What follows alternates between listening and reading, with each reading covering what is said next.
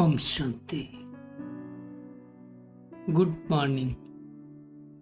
साकार मुरली 5 अप्रैल 2022।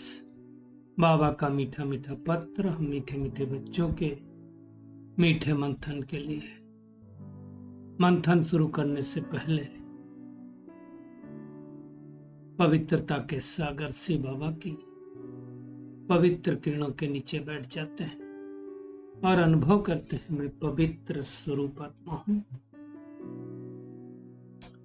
आज मीठे बाबा ने कहा, मीठे बच्चे, बाप, टीचर और सदगुरु तीनों ही परम प्रिय हैं। आप दुनिया में भी देखो, इन तीनों की ही महानता है ना। बचपन में पिता, बड़े हुए तो गुरु मतलब शिक्षक, और बूढ़े हुए तो गुरु। और यहां पर ये तीनों एक ही है। याद करना कितना सहज। वहां तो तीनों अलग अलग होते ना, याद करना भी मुश्किल हो सकता है, लेकिन यहाँ तीनों एक ही है, याद करना सहज होना चाहिए। आज का प्रश्न है, इस कलयुग में सदा जवान कौन रहता है और कैसे? देखो, सतयुग में जवानी की बात तो बाबा करता है कि वहां तो शरीर स्वस्थ रहता है, कोई प्रॉब्लम नहीं होता, लेकिन कलयुग में कौन जवान रहता है? बाबा कहते हैं यहाँ रावण अर्थात विकार सदा जवान रहता है। मनुष्य भल बूढ़ा हो जाए, लेकिन उसमें जो विकार हैं, क्रोध हैं, वो कभी बूढ़ा नहीं होता है। इसलिए कहावत भी है, आप हुए बूढ़े तृष्णा भई जवान। यही हो रहा है ना। बाबा कहते हैं वो सदा जवान रहता है। कौन? क्रोध। मरने तक भी विकार की आस बनी रहती है। बाप कहते हैं काम महाशत्रु है, परंतु मनुष्यों का वही परम मित्र है। इसलिए एक दो को तंग करते रहता है। आज दुनिया में झगड़े की जड़ मेजोरिटी विकार। तो बाबा कहते हैं दुनिया के वो मित्र हैं। आज का गीत है, मैं एक नन्हा सा बच्चा हूं। किसका बच्चा हूं? शिव बाबा का बच्चा हूं। बच्चे बाप को याद करते हैं ना, क्योंकि हर आत्मा इस समय जानती है कि मैं रावण की जंजीरों में बंधी हुई हूं, फंसी हुई हूं, और इससे छुड़ाने वाला एक परमात्मा है, दूसरा कोई छुड़ा नहीं सकता। वो समर्थ है, वही छुड़ा सकता है ना। हम आत्माएं तो बलहीन है, और बलहीन किसने बनाया? रावण ने बनाया। अब ये सारा ज्ञान किसी मनुष्य की बुद्धि में नहीं है। बाबा बैठ करके ये सारा ज्ञान बच्चों को देता है। बाबा ने कहा, तुम कितने सर्वशक्तिमान विश्व के मालिक थे, अब कंगाल निर्बल हो गए, इसलिए पुकारते रहते हैं परमपिता परमात्मा हमको जंजीरों से छुड़ाओ। तो अब बाबा आया हुआ है, और जंजीरों से छुड़ना है तो क्या करना पड़ेगा? उसकी मत पर चलना। तो हमें अपनी चेकिंग करनी है कि मैं आत्मा कितना उनकी मत पर चलती हूँ। देखो, बाबा कहते हैं रावण भी बलवान है, राम भी बलवान है। दोनों का आधा आधा कल्प राज्य चलता है ना। सतयुग त्रेता राम राज्य, द्वापर कलयुग रावण राज्य, है ना। इन बातों को अच्छी तरह से समझना। जब हम ज्यादा बलवान होते हैं तो माया ज्यादा सामना करती है, विघ्न डालती है। बाबा कहते हैं बहुत चोट खाते हैं, और कई चोट खाते खाते हार भी जाते हैं। तो कुछ भी हो जाए, हार नहीं खानी है। हार कब नहीं खाएंगे? जब बाबा बुद्धि में आएगा, वर्षा बुद्धि में आएगा, तब। जितना बाबा को याद करेंगे, जितना वर्षा में बुद्धि में आएगा, उतनी शक्ति मिलेगी, और ऐसे बच्चे कभी छिप नहीं सकते। हम बाबा से विश्व की बात सही ले रहे हैं, लेकिन कैसे? नंबर वार पुरुषार्थम सब। बाबा कहते हैं रावण का देखा जाए तो कनेक्शन भारत के हिसाब से, राम राज रावण राज, भारत को ही में ही ज्यादा बोलते हैं। रावण को जलाते भी भारत में ही, बाहर थोड़ी जलाते हैं।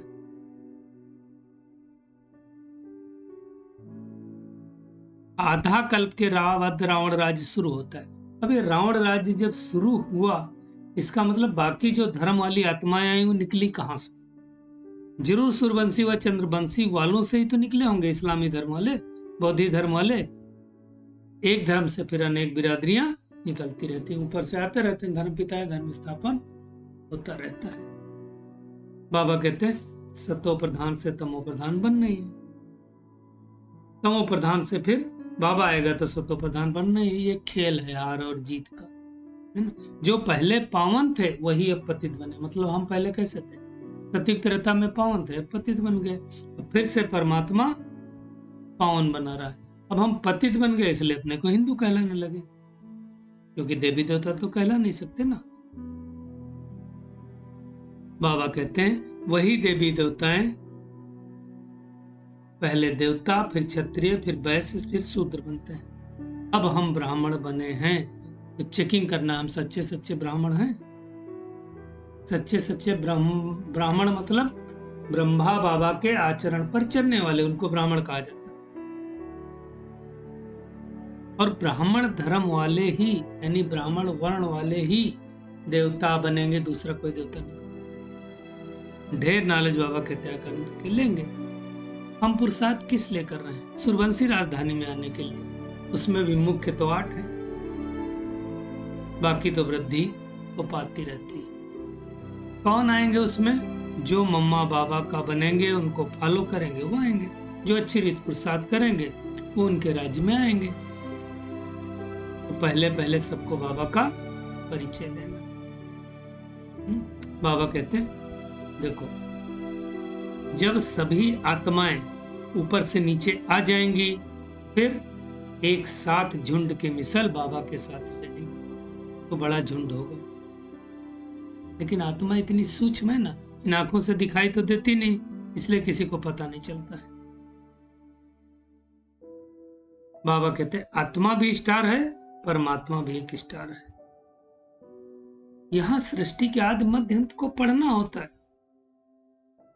देखो परमात्मा भी कितना छोटा, लेकिन महिमा ज्ञान का सागर, प्रेम का सागर, सुख का सागर। ये सब गुही बातें हैं, सबकी बुद्धि में नहीं बैठती। जो बुद्धिमान होंगे उनकी बुद्धि में बैठेगी। बुद्धि में आना चाहिए कि भगवान जो स्वर्ग का रचयिता है वो कहां न कहां तो आया हुआ होगा ना। अगर गीता का भगवान श्री कृष्ण होता तो भी दिखाई देता, पता चलता, छिप तो सकता नहीं। दुनिया में सिर्फ कहते रहते हैं भ्रुकुटी के मध्य चमकता है, जब सितारा समझते कुछ नहीं है। तो परमात्मा ही नॉलेजफुल है, ज्ञान का सागर है। और वही आकर के रावण पर चलने वाले मनुष्यों को ज्ञान देता। ब्रह्मा के हाथ में शास्त्र दिखाते ना। अब दुनिया में मालूम ही नहीं कौन ब्रह्मा है। बाबा कहते हैं मैं उस बूढ़े तन में आकर के ये ज्ञान सुनाता हूं। इस नंदीगढ़ में, ब्रह्मा के रूपी नंदीगढ़ में आकर के नॉलेज सुनाता हूं। मनुष्य भागीरथ भी दिखाते हैं तो गौमुख भी दिखाते हैं। भागीरथ से भी गंगा, बैल से भी गंगा दिखाते हैं। अब ये नहीं पता क्या राइट है क्या रॉन्ग है। क्या बैल जानवर से गंगा निकल सकती है? क्या सोचो। अब बैल से निकली तो गौ से कैसे निकली? नंदीगढ़ को भी बैल दिखाते हैं। अगर गंगा निकली तो ज्ञान गंगा गौ से होना चाहिए। सब मूंझे पड़े।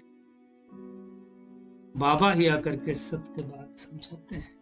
ये समझने की बात है। राइट क्या है, रॉन्ग क्या है, बुद्धि से समझना। अब समझने की बात है, ब्रह्मा द्वारा ही सूर्यवंशी राज्य की स्थापना हो रही है।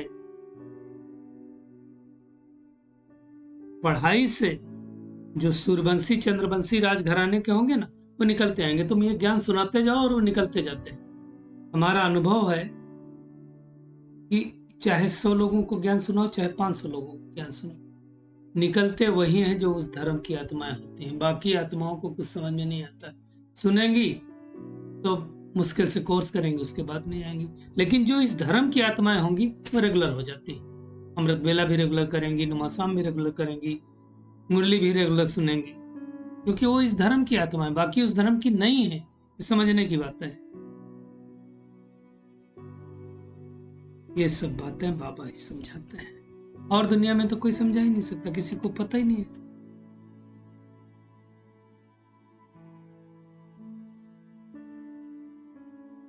मनुष्य समझते हैं शास्त्र सच्चे हैं क्योंकि भगवान ने बनाए। उन्हों को ये पता ही नहीं है कि भगवान ने मनुष्य के तन में आकर के गीता सुनाई। गड़बड़ क्या हो गया, नाम डाल दिया श्री कृष्ण का। अब ये जब बात बुद्धि से निकले तब तो ये ज्ञान बैठे। बाबा कहते हैं जो स्वर्ग में ऊंच पद पाने लायक होंगे उनकी बुद्धि में बैठेगा, और जो लड़ते झगड़ते रहेंगे वो ऊंच पद नहीं पा सकते।